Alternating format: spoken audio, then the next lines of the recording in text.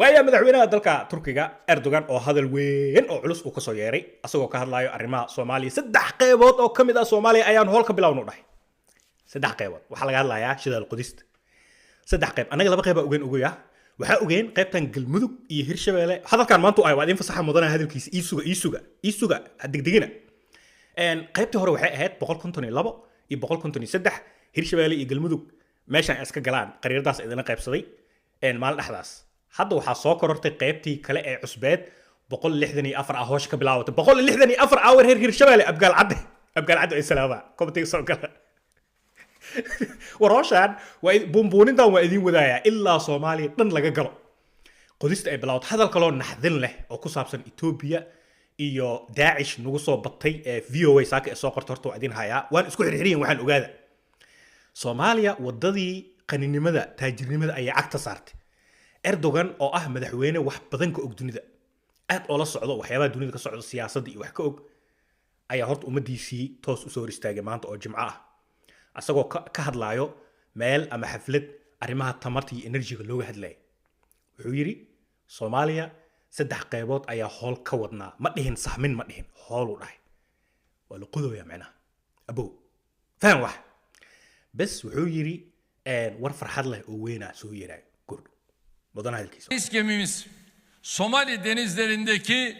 3 sahada faaliyetlerine başladı. İnşallah bu çalışmalardan da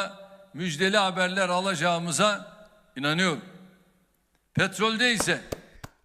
igu tur heesti waaga bariyay bilicsan heesti igu tur heesti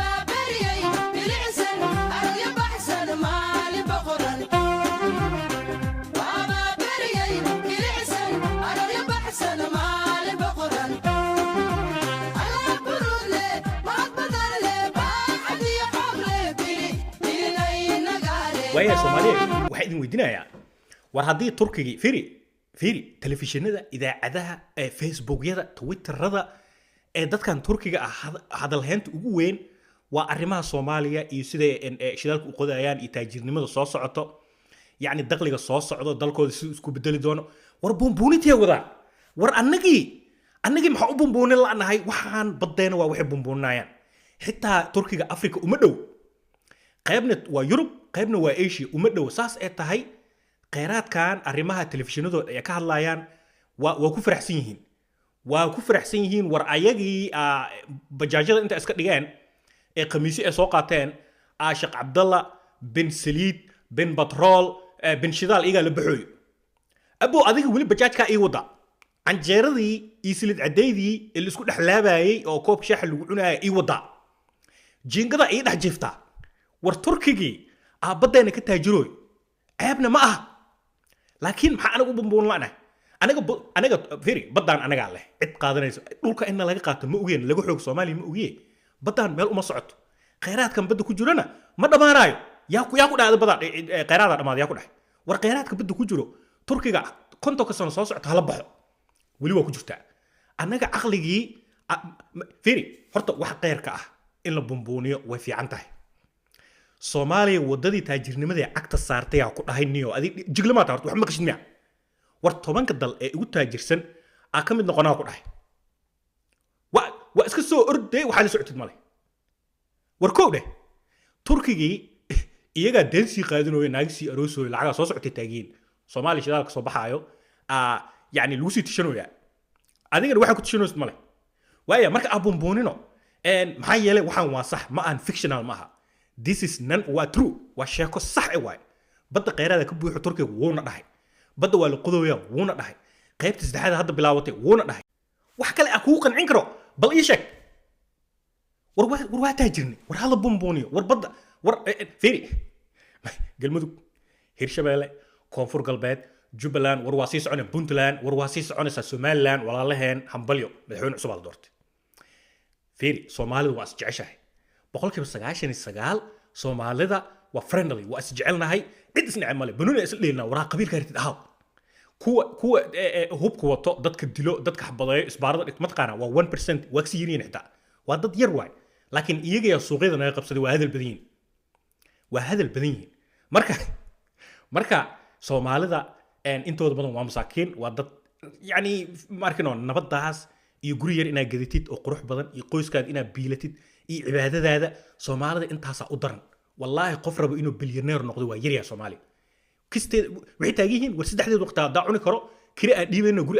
aniga aan leeyahay ku noolahay masaajidkayga nabad aan ku aadaayo argagixis ay bursaneenin Ethiopian irid ii taagneen intaas rabaa ilaa aan ka dhimanayo ilaa noloshaaba iska koobanbo Soomaalida badankooda intaas rabaa way qaybta marka naxdinta leh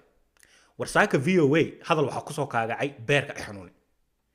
Ethiopiankii Abiy Ahmed markii la ogaaday Soomaaliya in dhanka qabiilka ay nagala dagaalamayeen isku keen dirdirayeen xogaa in yani ay soo gabagaboweyso oo Soomaaliya shidaal ay qodanayso kheyraadkan ummadda Soomaaliyeed uu mideen markay ogaadeen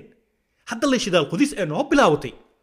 oo ina sheekooyinka dhabta ahaa ka sheekeeno oo Soomaalinimadii iyo midnimadii iyo isjecelkii ina ka hadalna markay bilaawtay VOA waxa soo qortay fiiri war kuwii la dhihi jiray